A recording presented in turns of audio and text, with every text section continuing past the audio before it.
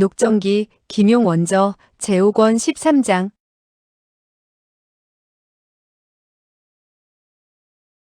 13. 국가대사에 끼어든 위소보.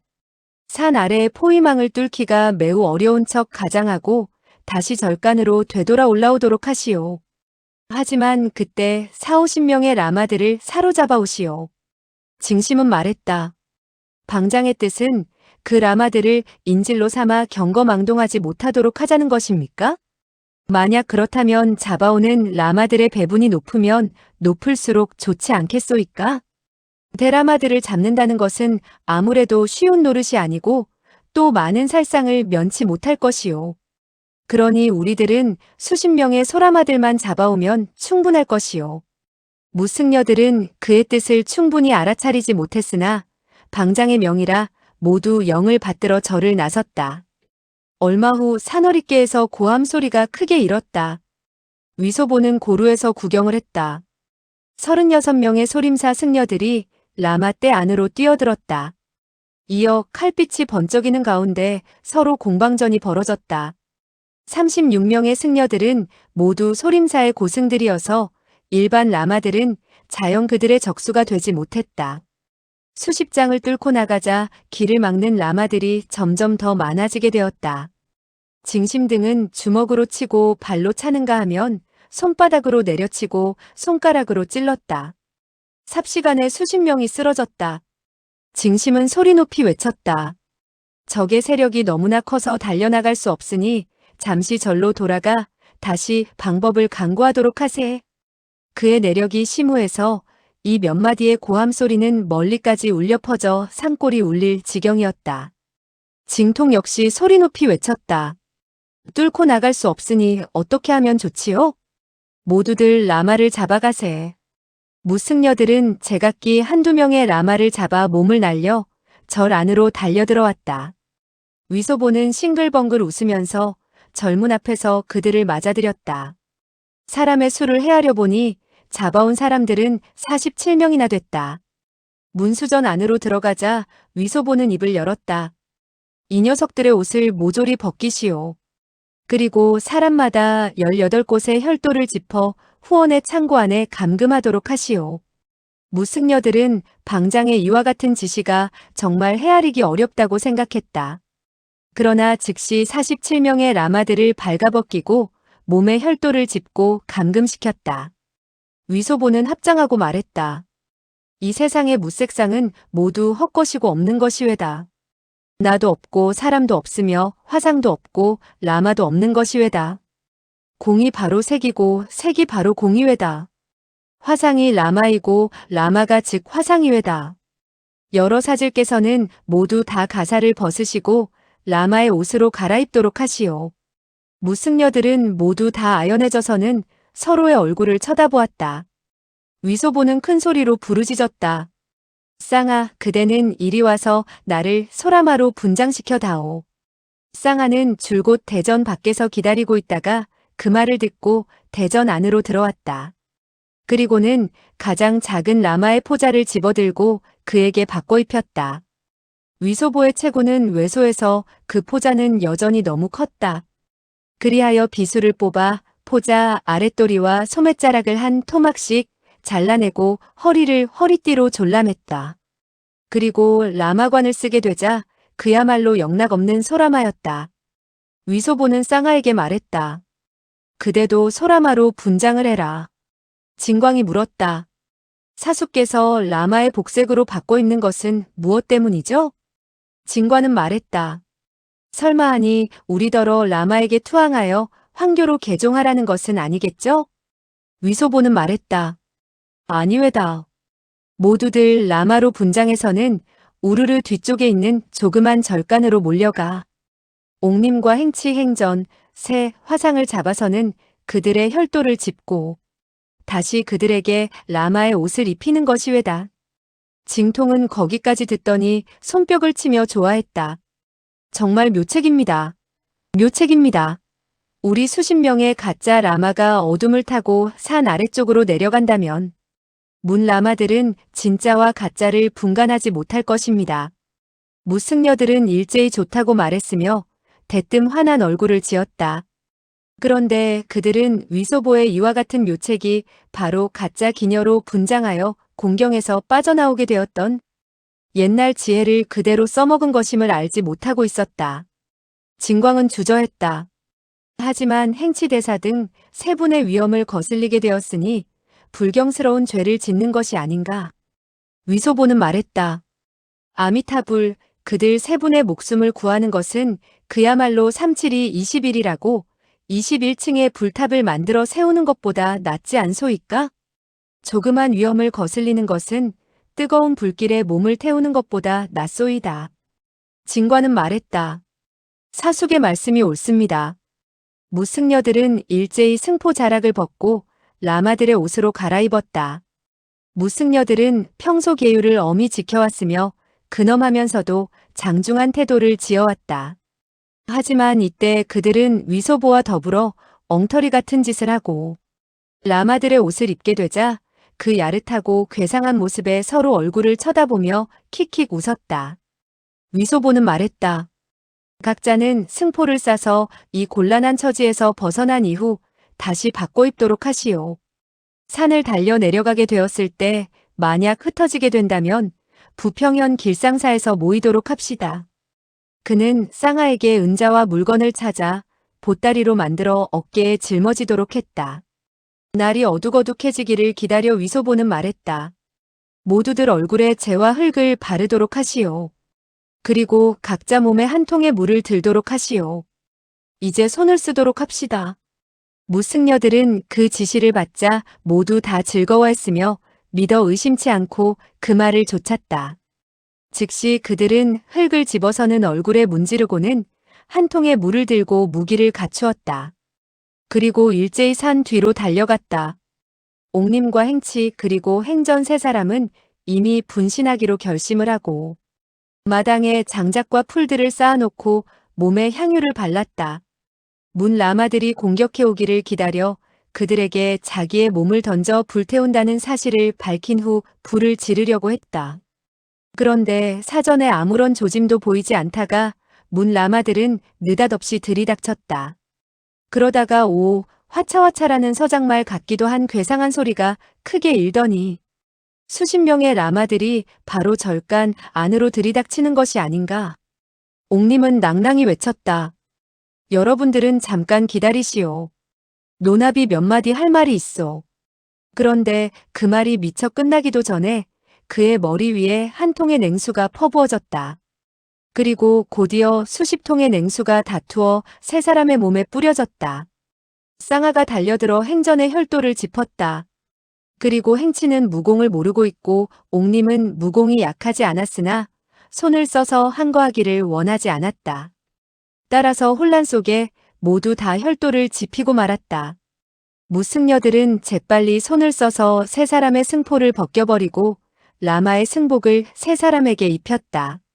쌍아는 촛대를 들고 마당에 쌓아놓은 장작더미와 풀더미에 불을 질렀다. 위소보는 행전의 황금저가 법전 밑에 놓여있는 것을 보고 가져가려고 했다. 그러나 황금저는 너무나 무거워 들 수가 없었다. 그러자 징통이 손을 뻗쳐 그것을 잡아쥐었다. 위소보가 손을 내두르자 무승려들은 행치 등 세 승려를 가운데 세우고 동쪽 길로 내려갔다. 수십 장을 달려가자 조그만 절간에서 검은 연기와 화광이 충천하는 게 보였다. 사너리께의 라마들은 불길이 치솟는 것을 보고는 큰 소리로 놀라 부르짖었으며 대뜸 사방이 크게 어지러워졌다. 무승려들은 어느덧 산 아래에 도달했다. 그 조그만 절간은 이미 지붕까지 불길이 치솟아 올라 있었다. 징통은 말했다. 저 조그만 절간이 불길에 완전히 휩싸이게 되고 그들이 또 행치대사를 찾지 못하게 된다면 행치대사가 이미 조그만 절간 안에서 타 죽은 줄 알고 단념하고 다시 방해를 놓지 않으면 좋을 텐데. 위소보는 진관에게 행치 등 세 사람의 혈도를 풀어주라고 말하고 사과했다. 정말 신뢰되는 점이 많았습니다. 아무쪼록 너무 탓하지 마시기 바랍니다. 행전은 큰 소리로 갈채를 보냈다.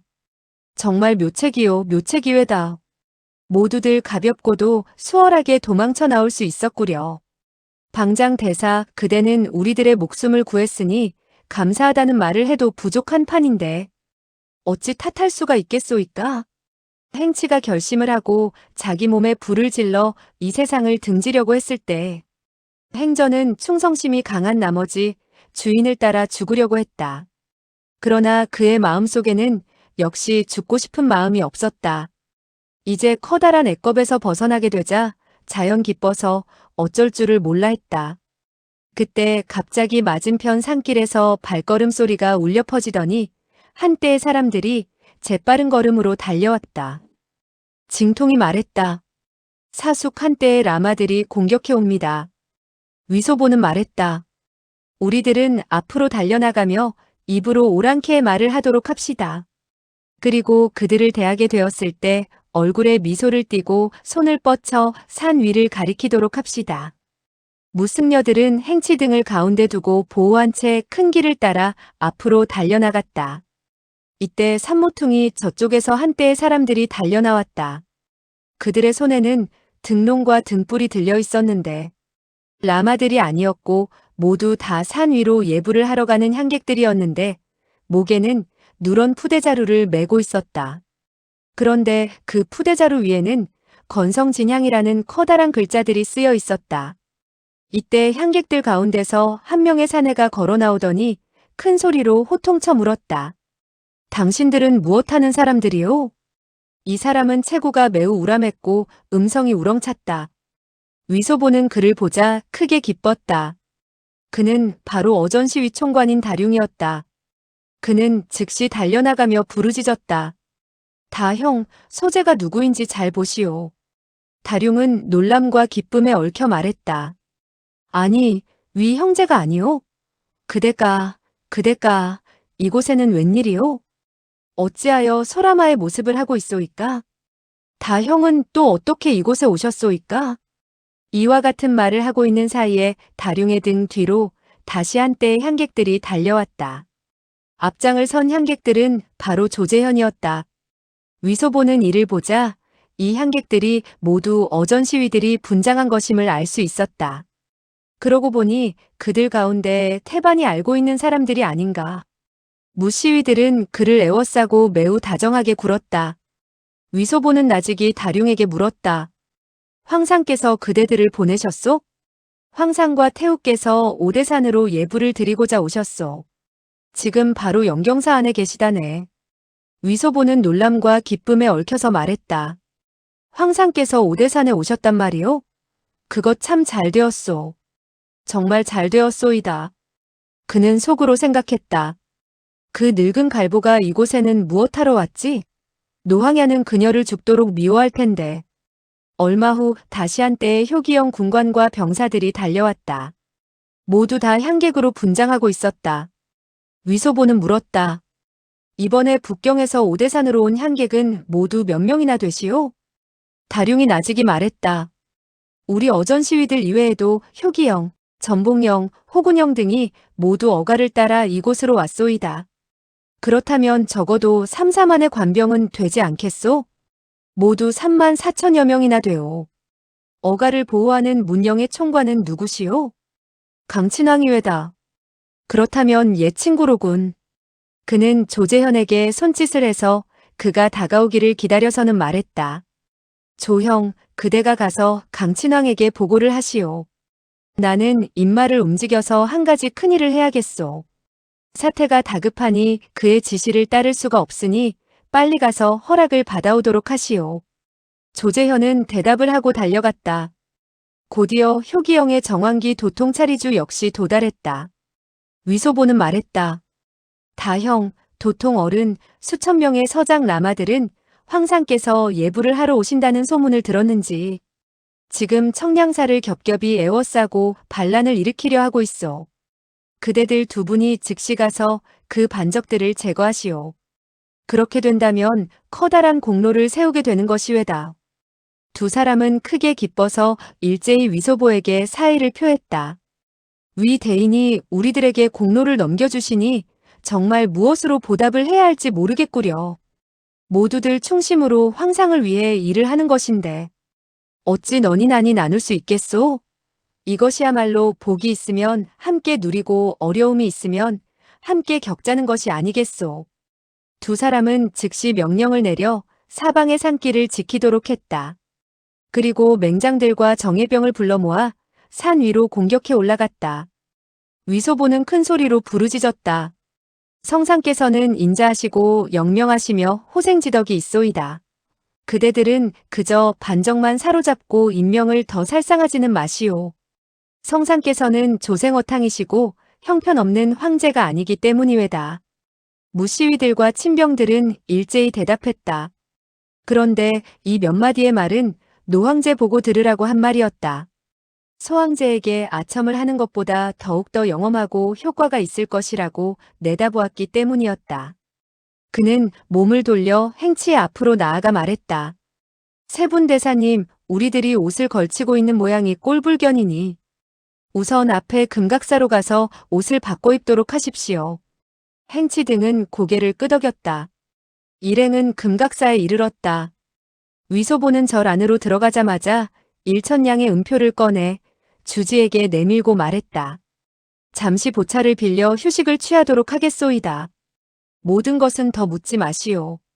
한마디 질문하는 데 대하여 10냥의 은자를 제하도록 하겠소. 한마디도 묻지 않는다면 이 1,000냥의 은자는 모두 향촉비가 될 것이오. 주지는 갑자기 거금을 얻게 되자 기뻐 어쩔 줄 몰랐다.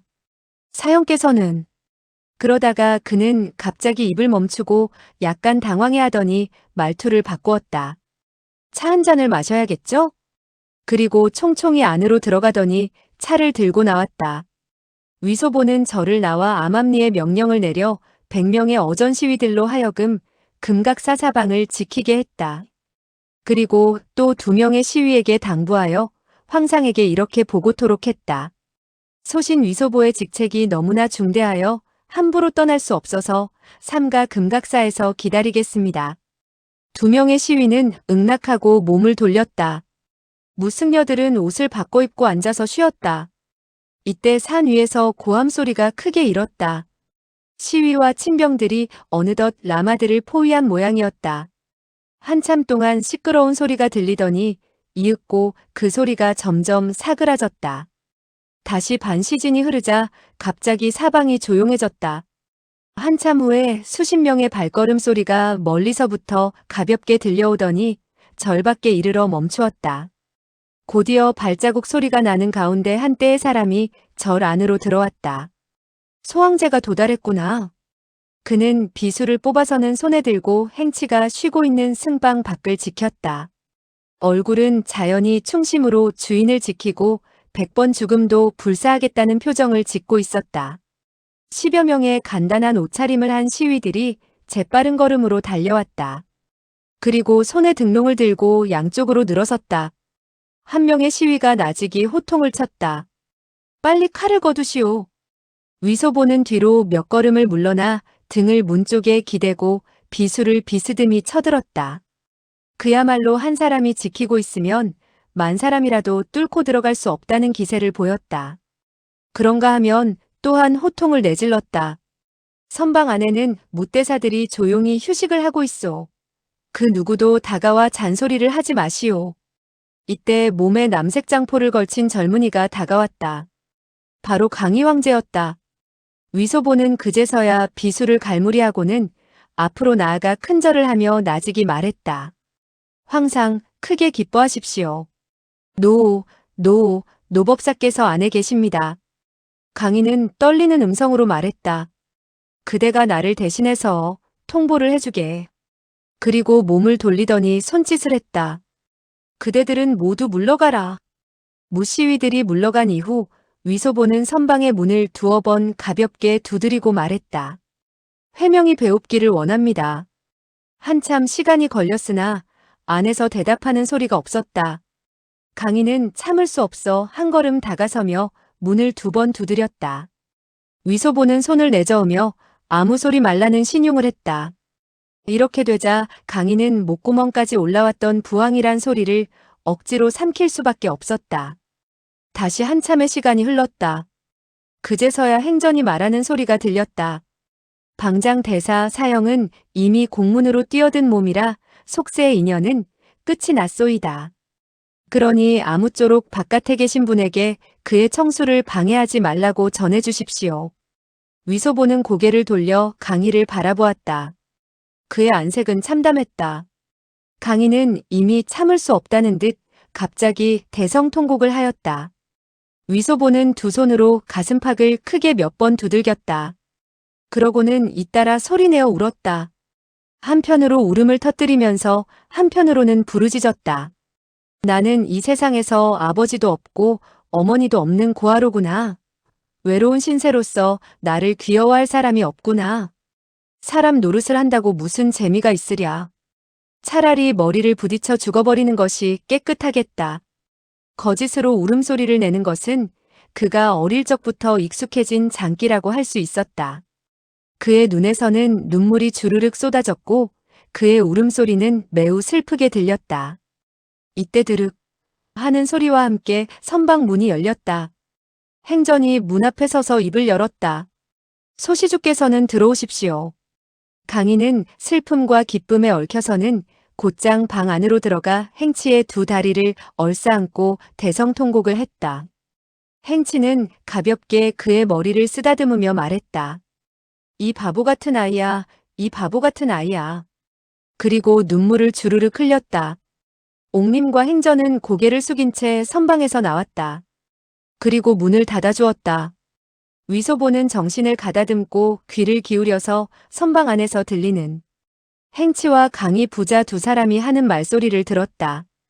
강희의 울부짖는 소리가 들렸다. 부항, 정말 그리워 죽을 뻔했습니다. 행치는 나직이 뭐라고 몇 마디 말을 했다. 그러자 강희가 울음을 멈추었다. 두 사람이 말하는 소리는 지극히 낮아서 위소보는 한마디도 들을 수가 없었다.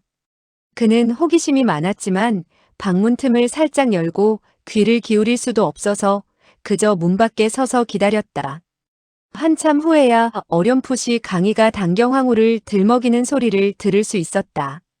위소보는 속으로 생각했다. 지난번 노황야께서는 나에게 소황제에게 전하라고 하시면서 늙은 갈보를 괴롭히지 말라고 했다. 나는 그 말을 젖혀두고 말씀드리지 않았는데 지금 노황야께서는 마음이 달라졌는지 모르겠구나. 잠시 후 행치가 말하는 소리가 들렸다. 오늘 내가 너와 만난 것은 인연이 지나친 일이다. 차후로는 다시 찾아오지 말아라. 강희는 아무 소리도 하지 않았다. 행치는 다시 말했다. 내가 사람을 보내 나를 시중 들어주니 너의 효성은 갸륵하다 하겠으나 출가인은 마겁을 누차 겪어야 하는 법이다. 잠시 동안 두 사람은 나직이 뭐라고 말을 주고받더니 행치가 말하는 소리가 다시 들렸다. 이제 너는 가보아라.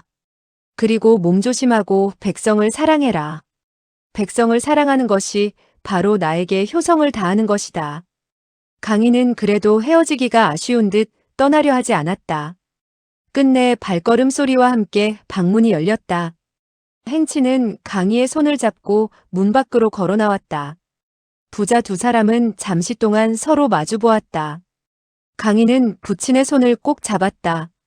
행치가 말했다. 너는 정말 훌륭했다. 나보다 훨씬 낫다. 나는 무척 마음이 놓이는구나. 너는 안심하도록 해라. 이어서 가볍게 그의 손을 뿌리치고 방 안으로 들어가 방문을 닫았다. 잠시 후 덜커덕 하더니 문을 꺼는 소리가 들렸다. 강희는 문 앞에 엎드려 여전히 흐느끼기를 그치지 않았다. 위소보는 한편에 서서 그와 함께 눈물을 흘렸다. 강희는 한참 동안 눈물을 흘리더니 위소보의 손을 잡았다.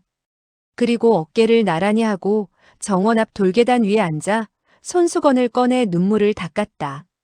소계자 부왕께서는 네가 매우 훌륭했다고 하시더구나. 하지만 내가 시중 드는 것을 그만두라고 하셨단다. 부왕께서는 신하들이 너무나 치밀하게 받들고 보호한다면 오히려 그 어르신으로 하여금 출가인답지 않게 만든다고 하시더구나. 출가인이란 말을 하게 되자 그는 다시 눈물을 흘렸다. 위소보는 노항야가 그가 시중을 다시 들 필요가 없다는 말을 했다고 했을 때 흐뭇하기 짝이 없었다. 그러나 얼굴에는 조금도 기쁜 빛을 띠지 않았다. 노황야를 해치려는 사람이 무척 많습니다. 황상께서는 어쨌든 방법을 강구하시어 암암리의 보호를 해야 합니다. 그것은 반드시 그렇게 해야겠지. 그 고약한 라마들, 제기랄. 도대체 무슨 음모와 관계가 있는 것일까? 사부님, 쌍소리가 늘었군요. 강인은 얼굴에 한 가닥 미소를 띄었다. 나의 누이가 시위들에게 배워온 것이야. 그녀와 태우께서도 따라서 산 위에 오셨다네. 그러나 곧 안색을 굳히며 말했다. 부왕께서는 그녀들을 보고 싶지 않다고 하셨다네. 위소보는 고개를 끄덕였다. 강인은 말했다. 소계자, 너는 정말 훌륭하다. 이번에 부왕을 구했으니 공로가 적지 않다. 소신은 별다른 공로가 없습니다. 황상께서 그 누구를 파견하시더라도 해낼 수 있는 일을 했을 뿐입니다. 그렇지 않네. 부왕께서는 자네가 그 어르신의 뜻을 잘 받들어서 한 사람에게도 상처를 입히지 않고 액난에서 벗어날 수 있었다고 칭찬을 하더군. 소신은 노황야께서 불을 질러 스스로 몸을 태우려고 하시면서 몸을 던져 죄업을 가라앉히겠다고 하셨기 때문에 깜짝 놀라 혼이 다 나갈 정도였으며 똥오줌을 바지에 갈길 정도였습니다. 강인은 놀라 물었다. 뭐라고? 불을 질러 스스로를 태우겠다고? 그리고 몸을 던져 죄업을 사하겠다고 하셨단 말인가? 위소보는 있는 말 없는 말을 보태서 경과를 이야기했다. 이야기를 듣고 난 강인은 등줄기에서 식은땀이 흘러내리는 것을 느꼈다. 위소보는 다시 말했다. 그저 소신이 다급한 김에 노황야에게 한 통의 냉수를 끼얹게 했으니 그것이야말로 크게 불경스러운 행동이었습니다. 그대는 주인을 보호하고 싶은 마음이 간절하여 그렇게 하지 않았는가? 잘했네, 잘했어. 그는 선방 쪽을 바라보며 말을 이었다. 노황제께서는 나에게 백성들을 사랑하시라고 하시면서 영원히 세금을 증가하지 말라고 하셨네. 그 한마디 말은 지난번에도 자네가 나에게 들려주었지. 이번에 노황야께서 친히 당부하시니 영원히 잊지 못할 것이네. 도대체 세금이 어떻다는 것입니까? 세금이란 나라에서 백성들에게 거두어들이는 돈이 아닌가. 명나라의 황제들은 지극히 사치를 좋아했다네. 거기다가 군사를 일으켜 싸움을 하게 되었을 때 돈이 모자라면 명령을 내려서 백성들로 하여금 더 많은 세금을 바치도록 했지. 명나라에는 탐과 놀이가 많아서 황제가 1천만 냥의 세금을 거두고자 하면 크고 작은 관리들이 적어도 2천만 냥은 더 긁어모았다네. 그렇지 않아도 백성들은 궁하기 이를 데 없는 몸인데 조정에서는 작년보다 올해 세금을 더 징수하고 내년에 세금을 더 징수하니 백성들이 어찌 밥을 먹을 수 있겠는가? 이것이야말로 관가에서 백성들이 반란을 일으키도록 핍박한 것일세. 알겠습니다. 원래 명나라 백성들이 반란을 일으킨 것은 오히려 황제와 벼슬아치들이 나쁘기 때문이었군요. 그렇지 않고 명나라 숭정 연간에 천하의 백성들은 모두 먹을 것이 없게 되었네. 그래서 동쪽에서도 반란을 일으키고 서쪽에서도 반란을 일으키게 되었지. 하남에서 일으킨 반란을 평정하게 되면 섬서성에서 다시 반란을 일으켰네. 산서성의 반란을 진압하게 되면 사천성에 또다시 반란이 일어나곤 했지. 그 공공한 사람들은 동쪽에서 서쪽으로 떠돌아다니며 노략질을 했는데 목숨을 연명하기 위해서였지. 명나라는 바로 이러한 공공한 사람들의 손에 망한 것이지. 그들 한나라 사람들은 떠돌이 도적들이 난을 일으켰다고 했지. 기실은 난민이 떠돌이 도적이 된 것은 모두 다 조정에서 그렇게 몰아세운 탓이라네. 원래 그랬군요. 노황야께서 황상에게 영원히 세금을 더 추가하지 말라고 하셨고 그렇게 된다면 천하에는 떠돌이가 없게 되겠군요. 황상께서는 조생어탕이시니 철통 같은 강사는 그야말로 만만세로군요. 요순우탕의 노릇을 하는 것이 어찌 수월한 노릇이겠나? 위소보는 속으로 생각했다. 천지회나 모광부의 사람들은 청나라 오랑캐들이 우리 한나라의 강산을 차지했다고 해서 하나같이 이를 부드득 갈고 있다. 소황제는 명나라의 황제가 나쁘다며 오히려 그들 오랑캐의 황제가 좋다고 한다. 그러나 그것은 대단한 일이 못 된다. 모르 사람이라면 자화자찬하기 마련이 아닌가 말이다. 강인은 다시 말했다. 부왕께서는 또 나에게 말씀하셨다네. 이 몇 년간 그가 조용히 수도를 하면서 참선한 결과 우리 만주 사람들이 옛날의 한 짓과 소행을 생각하면 종종 부끄러워져서 등줄기에서 땀이 흘러내린다고 하셨네. 명나라 숭정은 바로 유적 이자성이 핍박하는 바람에 죽게 되었는데 오삼계가 우리 청나라의 군사를 빌려서는 이자성을 때려 부수게 되었고 명나라 황제의 원한을 갚아주었다. 그러나 한나라 백성들은 대청나라에 고맙다고 생각하기는커녕 오히려 우리들을 원수처럼 여기고 있다. 그대는 이게 무슨 까닭인지 알겠는가? 아마도 그들이 멍청한 탓이겠죠. 본래 천하에는 멍청한 사람들이 많고 총명한 사람들은 적습니다. 아니면 그들이 은혜를 입고도 의리를 저버렸는지도 모를 일이죠. 그렇다고는 할 수 없네. 한나라 사람들은 우리들을 오랑캐라고 하며 외족이 그들의 아름다운 강산을 점령했다고 한다네. 청나라 병사들이 중원으로 들어와 도처에서 살인 방화를 일삼고 무수한 백성을 해쳐 죽였으니 우리 만주인을 뼈에 사무치도록 증오하는 것도 무리는 아닐세. 위소보는 본래 한나라 사람이었다. 그런데 강인은 그에게 정왕기의 만주 사람이라는 자격을 내렸기 때문에 위소보에게 말을 할 때 우리 하면서 그를 만주 사람처럼 대우한 것이다. 기실 국가의 대사를 이야기하는 데 있어서 위소보는 아무것도 알지 못했다. 강인은 막 부친과 해후를 하게 되자 마음이 격동되었고 부황에 타이르던 당부를 상기하게 되어 이 나이 어린 신복과 국가대사를 논하기에 이른 것이다. 소신이 양주에 있을 때 옛날 청나라 병사들이 사람을 죽였던 참혹한 일들을 들은 적이 있습니다. 강인은 한숨을 내쉬었다. 양주 11과 가정 3도는 그야말로 부지기수의 사람을 죽였지. 그것은 우리 대청나라에서 한 아주 못된 짓이었다네. 그래서 나는 성지를 내려 양주와 가정 사람들이 3년 동안 세금을 바치지 않도록 할 생각이네. 위소보는 속으로 생각했다. 양주의 사람들이 3년 동안 전량을 바치지 않게 된다면 모두들 주머니가 돈으로 두둑해지겠군. 여춘원의 장사가 크게 흥청거리겠는데? 어떻게 방법을 강구해서 소황제로 하여금 나를 양주로 보내 일을 하도록 하게 할 수 없을까?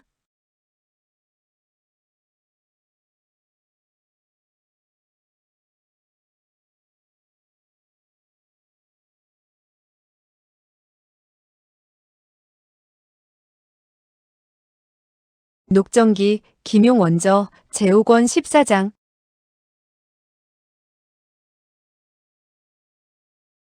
14.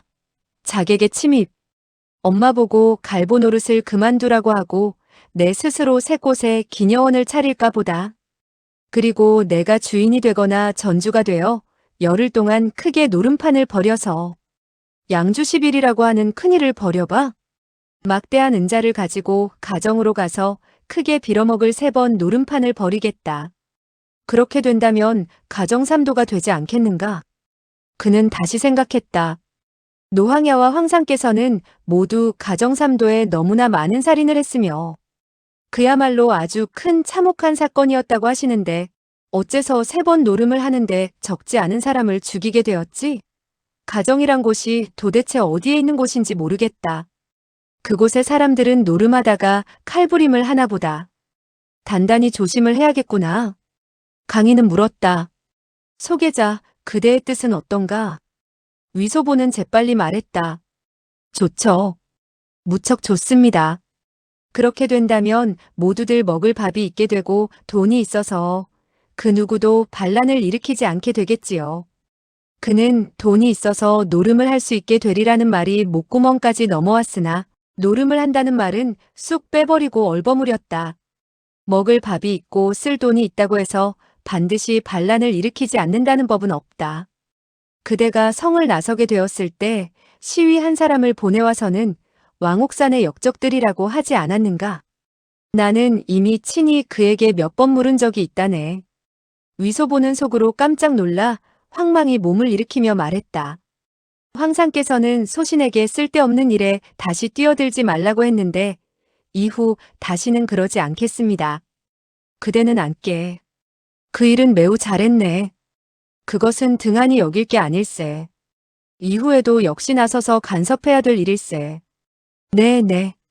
그러나 속으로는 어리둥절하지 않을 수 없었다. 내가 시위에게 성질을 전해서 그대를 크게 꾸짖은 것은 남의 이목을 가리자는 것이고 반적으로 하여금 방비하지 않도록 하자는 것일세. 위소보는 크게 기뻐 몸을 훌쩍 일으켰다가 다시 주저앉으며 나직이 말했다. 소신은 이제 알았습니다. 원래 황상께서는 오삼계라는 반적이 알아차릴까봐 두려워했군요. 오삼계가 반란을 일으키려고 하는 것인지 아직은 확정할 수 없네. 하지만 그는 일찍이 나를 섬기려 하지 않았고 내가 어린 것을 업수히 여겨 나를 안중에도 두지 않고 있지. 황상께서 조그만 수단을 펼치시어 그로 하여금 무서움을 알게 하도록 하십시오. 오삼계 같은 빌어먹을 것들이 뭐가 대단하겠습니까? 황상께서 작은 새끼손가락을 뻗쳐 그를 횡소천군하고 고산유수가 되도록 하십시오. 강인은 미소했다. 그 두 마디의 수건은 적절하게 사용하지 못했군. 마땅히 손가락을 뻗쳐서 횡소천군하며 그가 낙화유수가 되도록 공격해야 된다고 말해야 될 것일세. 네. 소신은 몇 달 동안 화상 노릇을 했지만 학문은 조금도 진보되지 않았습니다. 이후 종종 황상을 시중 들고 성어를 사용하여 횡소천군함으로써 다른 사람들로 하여금 낙화유수가 되도록 만들겠습니다. 강인은 껄껄 소리내어 웃었다. 그러고 보니 우울하던 감정이 약간 가라앉아 나직이 말했다. 오삼계는 군사를 잘 쓴단 말일세. 그리고 그의 휘하에는 명장과 정예병들이 적잖게 있다네. 만약 그가 정말 반란을 일으키게 된다면 복건성의 경정충, 광동성의 상가의 세 번왕이 연합하게 될 것이야. 우리들은 천천히 해야 되네. 반드시 계획을 잘 세우고 움직여야 한다네. 일단 손을 쓰게 되면 빌어먹을 오삼계로 하여금 낙화유수가 되어 똥오줌을 바지가랑이에 갈기도록 만들어야지. 강인은 부지런하고 또 공부하기를 좋아했다. 매일 친히 정무를 살피고 나머지 시간은 한림학사들로 하여금 책을 강의하도록 했다. 그리하여 매일 경서와 시 그리고 글을 읽게 되었는데 몇 마디의 말에 빌어먹으리니 똥오줌을 바지가랑이에 싼다느니 하는 말들을 섞어 쓰자 퍽이나 조화를 이루어 재미가 있다고 느끼게 되었다. 그는 슬퍼하던 마당인데 다행히 위소보가 재미있는 말들을 하여 우울한 마음을 풀어주게 되었다. 거기다가 역적을 제거하고 난을 평정하는 큰일을 논하게 되자 더욱더 가슴속에 품고 있는 웅심이 격발되었던 것이다. 그는 몸을 일으켰다. 그러고는 정원에서 4개의 돌멩이를 주어서는 줄지어 땅바닥에 나열하고는 말했다. 한군 사왕은 동쪽과 남쪽 그리고 서쪽으로 갈라지도록 만들어 그들이 연합하지 못하도록 해야 한다네. 정남왕 공유덕이란 녀석은 일찍이 죽었기 때문에 다행이야. 거기다가 딸 하나만 남겨두었으니 상대하기가 수월하지. 그러면서 그는 가볍게 발을 들어 돌멩이를 걷어차고 다시 말을 이었다. 경정충은 용기는 있으나 지무가 없어 걱정할 것이 없네. 그저 그와 대만의 정씨가 연맹을 맺지 못하도록 하면 된다네. 그는 다시 발을 들어서는 한 조각의 돌멩이를 걷어차고 말했다. 상가의 부자는 불화하고 있네. 그리고 두 아들은 그야말로 불과 물의 기세로 서로를 쓰러뜨리려고 하고 있으니 아마 그도 별 힘은 쓰지 못할 것일세. 그는 세 번째 돌멩이마저 차버렸다. 이렇게 되자 가장 큰 한 조각의 돌멩이만 남게 되었는데 그는 그 돌멩이를 멍하니 내려다보았다. 황상, 이것이 오삼계입니까? 강희가 고개를 끄덕이자 위소보는 욕을 했다. 이 간적은 늙어서도 죽지 않아 우리 만세아를 크게 골치를 썩이게 하는군요. 황상, 그대가 그의 몸에다가 오줌을 한번 갈기도록 하십시오. 강희는 크게 소리내어 웃었다. 그리고 동심이 크게 이는지 정말 바지 가랑이를 내려뜨리고는 그 돌멩이에다가 오줌을 갈기면서 입을 열었다. 그대도 이리 오게. 위소보는 크게 소리내어 웃으며 역시 돌멩이에다가 오줌을 갈기며 말했다. 갑자기 그는 책을 들고 이야기꾼이 하던 삼국고사를 상기하게 되었다. 그 책에서 관운장이 물로 칠군을 잠기게 하더라는 대목을 상기하고 다음과 같이 말하였다. 소계자가 물로써 칠군을 잠기게 하더라. 강인은 더욱 크게 웃으면서 바지를 끌어올렸다. 언젠가 우리가 이 못난 반적을 잡게 되었을 때는 정말 그의 몸에다가 오줌을 싸야겠네. 강인은 다시 돌계단 위에 앉았다. 이때 절간 밖에서 발걸음 소리가 크게 났다.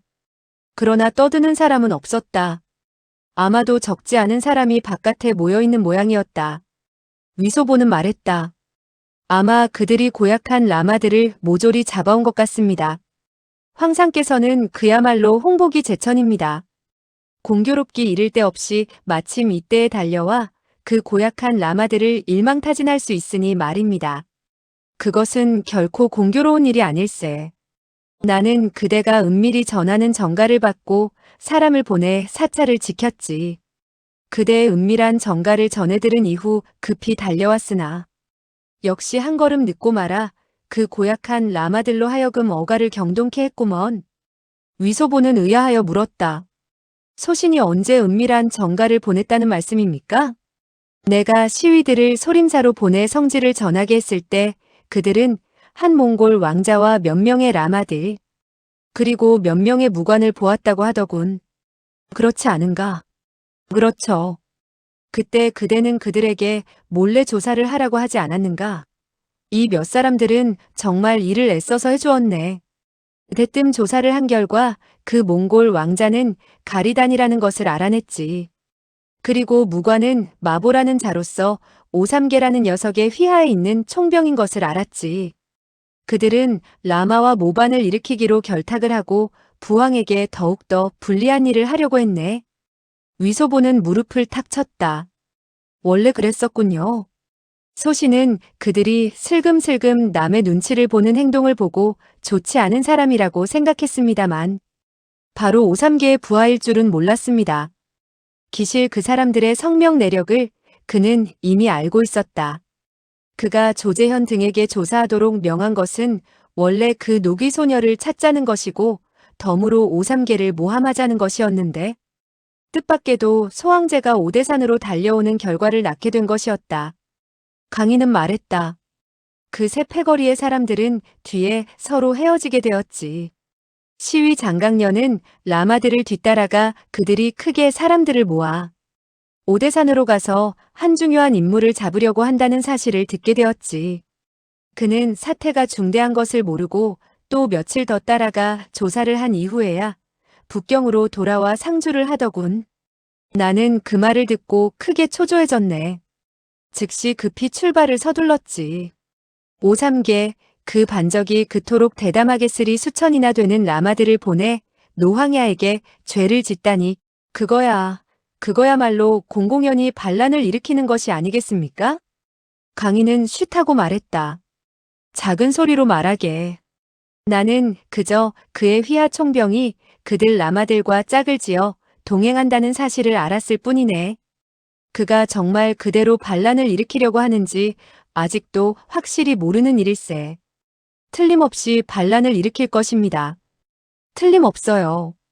만약 그가 좋은 사람이라면 어찌 휘하의 장수를 보내. 그 고약한 라마들과 음모를 꾸며서는 노황야를 몰래 해치려고 했겠습니까? 그는 물론 좋은 사람이 아닐세. 그리고 잠시 속으로 생각하는 듯 하더니 천천히 말했다. 하지만 나는 나이가 아직도 어리고 군사를 이끌고 싸움을 한다면 아직 그의 적수가 되지 못하네. 그러니까 우리들은 몇 년 더 기다리는 것이 가장 좋을 것일세.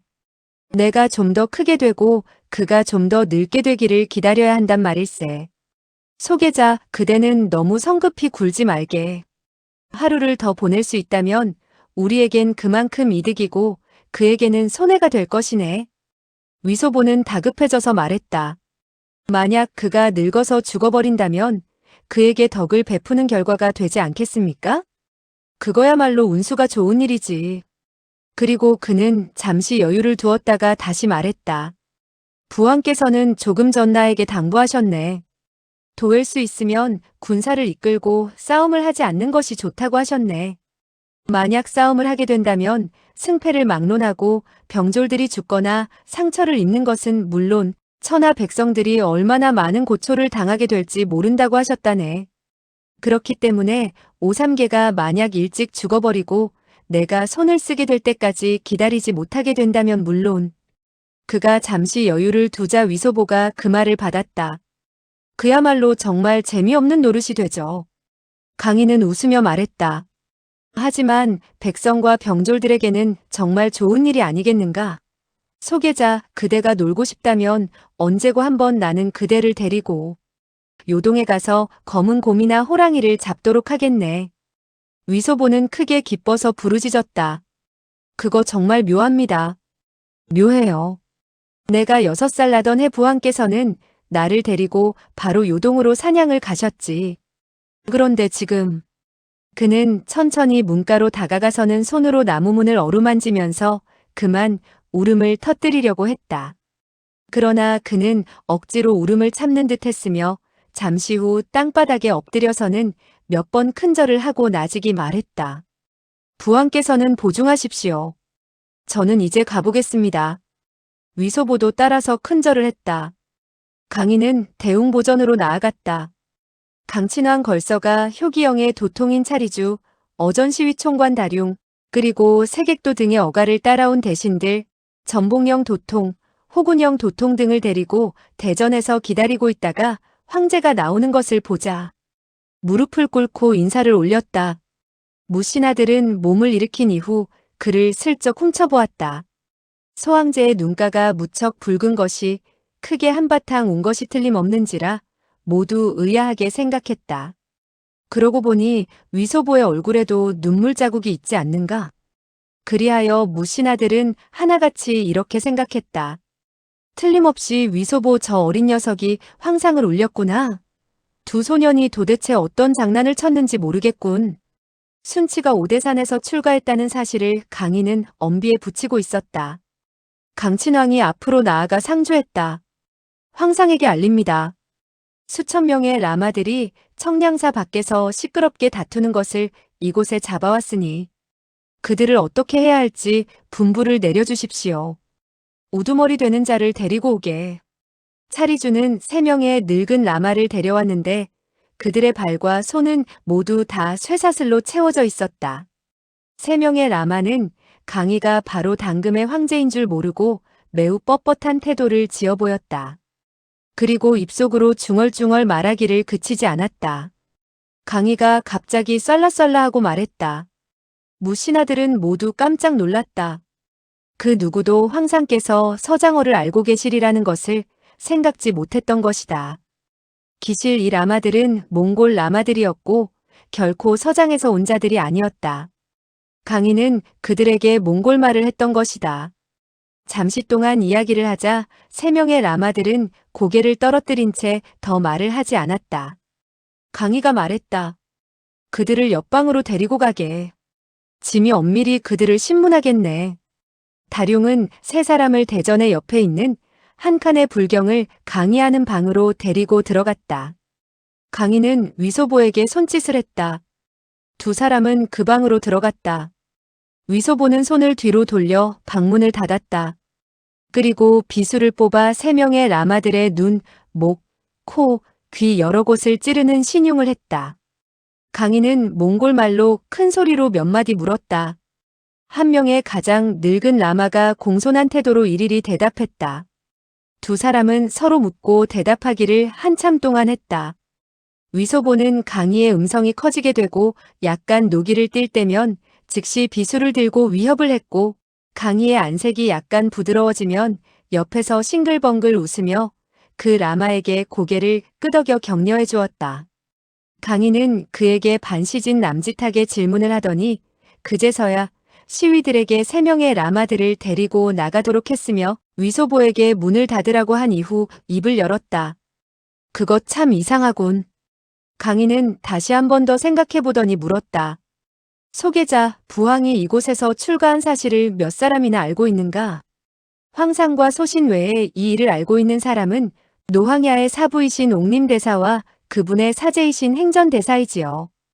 본래 태감해대부라는 사람이 있었으나 그는 이미 죽었습니다. 청량사의 주지 진광대사도 자세한 사정을 모르는 것 같습니다. 그 밖에는 다만 그 태우뿐이지요. 맞아. 이 일을 알고 있는 사람은 세상의 부항까지 합쳐서 그리고 나와 그대를 포함하여 6사람에 지나지 않아. 그런데 내가 방금 그 몽골 라마에게 질문을 하니 그는 서장 납살달라이 활불의 명을 받고 청량사로 가서 한 분의 화상을 서장으로 모셔가려고 했다고 했어. 나는 자세히 물었지. 청량사의 어느 화상이 어떠한 인물인데 납살의 활불이 그를 데려가는 것인가 하고 되풀이해서 물었지만 그는 확실히 모르고 있더군. 그리고 그는 최후로 이분 대화상이 밀종의 많은 다란이 주어를 알고 있다더군. 그리하여 활불은 그와 같이 은밀한 주문을 알아내어 불법을 크게 떨치려 했다는 것일세. 이거야 전혀 터무니없는 소리겠지만 그의 모양으로 볼 때 거짓말하는 것 같진 않아.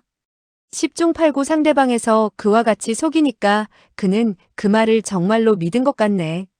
네, 그 서장 활불이 노황야의 신분을 알고 있는지는 알 수 없습니다만. 활불을 꼬드겨 사람을 보내 노황야의 위험을 거슬리게 한 사람은 아무래도 10중 8구 내막을 알고 있는 사람일 것입니다. 강인은 고개를 끄덕였다. 위소보는 갑자기 두려움을 느끼고 말했다. 황상, 소신은 정말 입을 딱 다물고 있었습니다. 사태가 중대하니만큼 꿈에도 반마디의 말도 누설한 적이 없습니다. 그대가 말하지 않았으리라는 것을 나는 믿을 수가 있다네. 옥님과 행전 두 분도 마찬가지야. 소림사의 회총방장과 진광방장은 설사 어느 정도 짐작을 했더라도 덕망 높은 고승이니 결코 다른 사람들에게 토로하지 않을 것이네. 그렇게 된다면 계산해 볼 때 오로지 그 늙은 계집년밖에 없군. 맞습니다. 반드시 그 늙은. 그녀는 잔영궁의 궁녀로 변장을 한 남자를 몰래 숨기고 있었던 것을 나는 친히 목격한 바이네. 그녀가 단경황후를 살해한 데 대해 부황은 뼈에 사무치도록 미워한 나머지 여전히 해대부를 궁으로 되돌려보내 이 일을 조사하도록 하지 않았는가? 그대는 그 자세한 사정을 알고 있고 또 내 곁에 있지 않은가? 그 늙은 계집이 어떻게 제대로 잠을 잘 수 있겠는가? 그녀는 손을 써서 부항을 해치려고 할 게 틀림없네. 부항을 해치고 나를 없앤 후 다시 그대를 죽여야 그녀는 마음이 편안해지겠지. 위소보는 속으로 생각했다. 늙은 갈보와 신룡교는 이미 결탁을 하고 있다. 그녀는 이미 노황야가 죽지 않은 것을 알고 있으니 반드시 홍 교주에게 보고를 했을 것이다. 아무래도 이 라마들이 오대산에 온 것은 홍 교주와 관계가 있을 것이다. 그러나 그 자신이 신룡교의 백룡사라는 지위에 있으니만큼 이 일을 황상에게 언급할 수가 없었다. 강인은 그의 얼굴빛이 달라지는 것을 보고는 물었다. 왜 그러느냐? 소신은 마음속으로 생각을 하고 있었습니다. 황상의 추측이 틀림없는 것 같습니다. 반드시 그 늙은 태우께서 말한 것일 겁니다. 그녀 이외에는 다른 사람이 있을 수 없습니다. 강인은 손을 뻗더니 탁자 위를 한번 심하게 내려치며 이를 갈았다. 그 계집이 나의 생모인 모후를 해쳐 죽이고 또 부항으로 하여금 출가하도록 했다. 그리고 나로 하여금 아버지도 어머니도 없는 사람으로 만들었다. 내가 그 계집을 천갈래 만갈래로 찢어 죽이지 않는다면 이 가슴 속에 맺힌 한을 풀 수가 없다. 그러나 부왕께서는 굳이 나에게 그녀를 괴롭히지 말라고 하니 이 일을 어떻게 하면 좋겠는가? 위소보는 속으로 생각했다. 노황야께서는 그대에게 늙은 갈보를 죽이지 말라고 했지만 나에게 죽이지 말라는 말씀은 없었소이다. 그는 말했다. 황상께서는 너무 번거롭게 생각하지 마십시오. 태후는 많은 악한 짓을 했으니 결국 좋은 꼴을 보지 못할 것입니다. 황상께서는 용목을 뜨시고 용의를 바짝 세우시고 기다리기만 하면 됩니다. 강인은 매우 총명하여 이미 그 뜻을 알아챘다. 맞았어. 그 계집은 나쁜 짓을 많이 했으니 결코 좋은 꼴을 보지 못할 것이야. 그는 방 안을 서성거리더니 말했다. 지금의 계책으로는 반드시 문 라마들이 다시 부황의 위험을 거슬리지 않도록 해야 한다네. 가장 좋기로는 우리가 믿을 수 있는 사람을 보내 서장의 활불이 되게 하는 것일세. 천하의 라마들은 모두 다 그가 관할하고 있으니 그때는 전혀 후환이 없을 게 아닌가. 위소보는 거기까지 말을 듣더니 그만 혼비백산해서 속으로 생각했다. 오늘 나는 소라마로 가장을 하고 있는데 정말 가짜가 진짜가 될라. 황상의 입은 금쪽 같다고 했으며 그 금쪽에서 한번 나온 말은 다시 만회하기 어려우니 내가 선수를 쳐야겠다. 그는 재빨리 말했다. 황상, 서장 활불 노릇을 소신은 결코 하지 않을 것입니다. 강인은 껄껄 소리내어 웃으며 말했다. 그대는 눈치가 꽤 빠르군. 기실 서장 활불이 되는 게 뭐가 나쁜가? 그가 관리하고 있는 곳은 오삼계의 운남성보다 더욱 크다네. 활불이 된다는 것은 바로 서장왕이 된다는 것이라네. 위소보는 연신손을 내저었다. 저는 차라리 황상의 곁에서 시위 노릇을 하겠습니다. 일단 활불이 된다면 황상과 함께 있기가 어려워집니다. 이 몇 마디의 말은 거짓말이 아니었다. 그는 강희와 오랫동안 사귀어 왔고 두 사람은 나이가 비슷했다. 그리고 서로 의기가 투합했다. 비록 한 사람은 소황제였고 한 사람은 소시위였지만 이미 절친한 친구처럼 되어 있었다. 강희는 방문을 열고 걸어나갔다. 그리고 차리조와 다룡에게 말했다. 그대 두 사람은 힘써서 일을 했으니 상을 내리겠네. 차리조와 다룡은 크게 기뻐 절을 하며 은혜에 감사했다. 강희는 말했다. 위소보는 이곳에서 나를 대신해서는 출가하여 중이 되었을 뿐만 아니라 크게 공을 세웠네. 위소보 역시 절을 하고 은혜에 감사드렸다. 이제 위소보는 기간이 이미 찼으니 나를 따라 북경으로 되돌아가야겠는데. 이번에는 차리주가 2년 동안 출가할 차례네. 하지만 화상이 되는 것이 아니고 오대산의 대라마가 돼야 하네. 그대는 1000명이나 되는 효기형의 능력 있는 군관이나 군사들을 뽑아 함께 라마가 되게. 그리고 나누어 산 위에 10여 곳의 대라마사에 머물도록 하게. 묻군사들이 출가한 기간에는 군량과 은자를 배로 줄 것이며 따로 상을 내리겠네. 차리주는 어리둥절해졌다. 비록 원하는 일은 아니었지만 황은에 고맙다는 인사말을 하지 않을 수 없었다. 강희는 다시 말을 이었다. 착한 일을 남에게 알리게 된다면 정말 착한 일이 아니라고 했네. 이 일은 무사람들에게 입을 꼭 다물고 누설하지 못하도록 하게. 그렇지 않을 때는 군법에 따라 조금도 용서하지 않겠네. 다룡은 오대산의 문라마들을 모조리 잡아다가 북경으로 압송해서는 가두도록 하게. 그리고 사람을 보내 달라이 활불에게 이 사실을 알리게. 그가 한마디 말하면 차리조와 다룡은 꼭꼭 대답을 했다. 위소보는 크게 기뻤다. 나는 이제 자유로운 몸이 되었군. 다시는 화상이 될 필요가 없다. 그는 다시 생각했다. 그들이 대담하게도 노황야의 위험을 거슬리게 되었는데도 황상께서 목을 자르지 않은 것이다. 한평생 가두어둔다는 것도 그들에게 크게 덕을 베푸는 것이리라. 강희가 다시 말했다. 위소보, 그대는 효기영의 정황기 도통 겸 어전시위 부총관에 임명하겠네. 차리주, 그대가 대라마의 노릇을 잘하면 북경으로 돌아오게 되었을 때 그대를 다시 외성으로 나가서 제동 노릇을 하도록 해주겠네. 두 사람은 다시 고맙다는 인사를 했다. 차리주는 매우 좋아했다.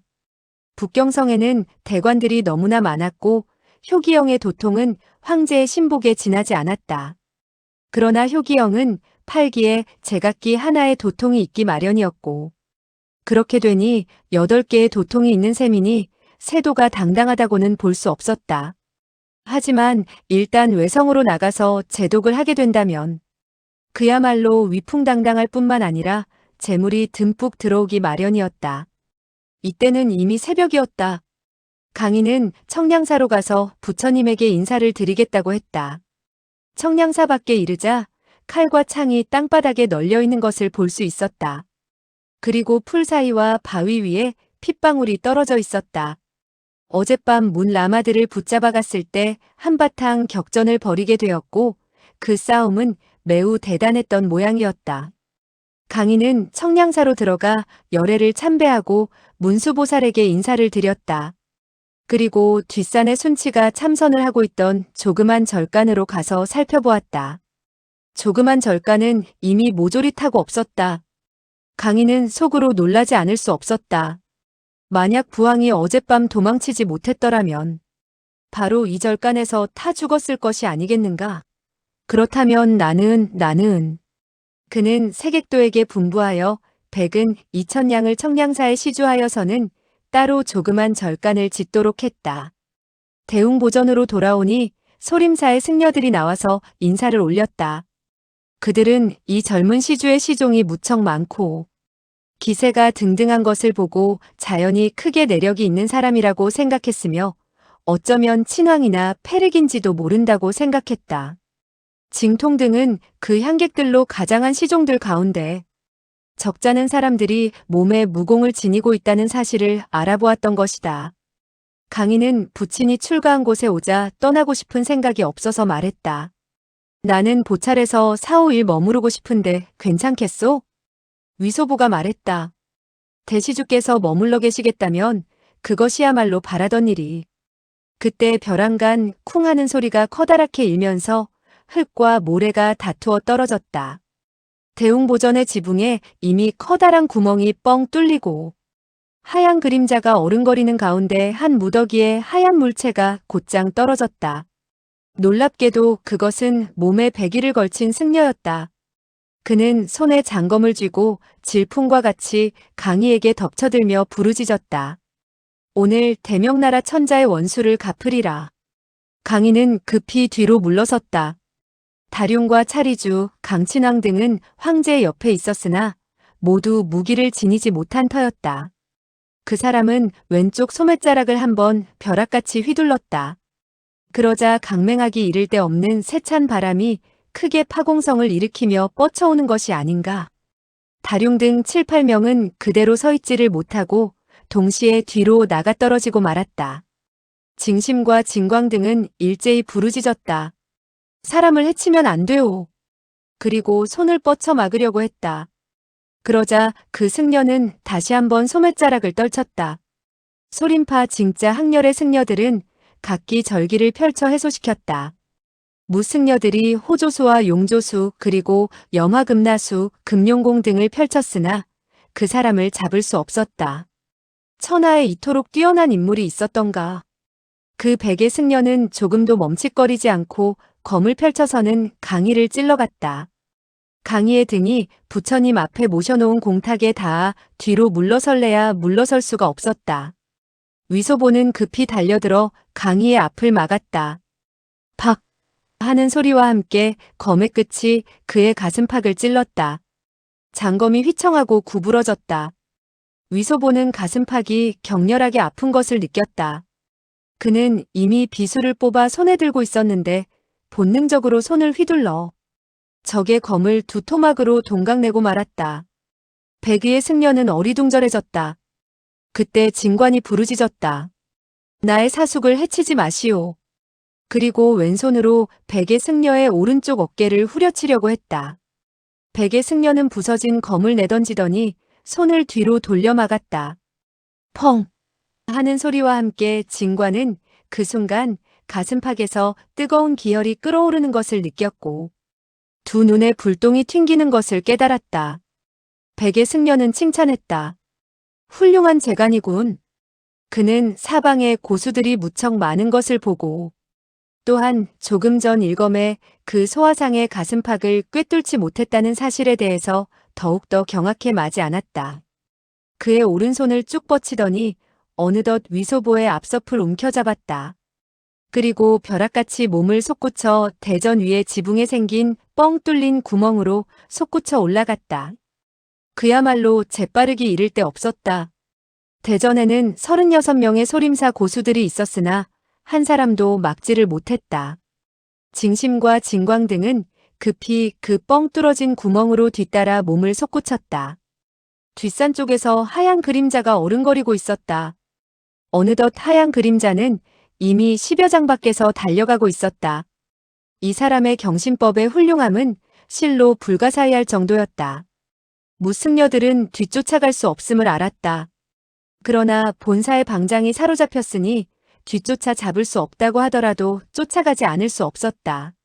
36명의 승려들은 큰 소리로 부르짖으며 뒤쫓아갔을 때는 이미 눈 깜짝할 사이에 그 하얀 그림자는 산골짜기를 가로지른 후였다.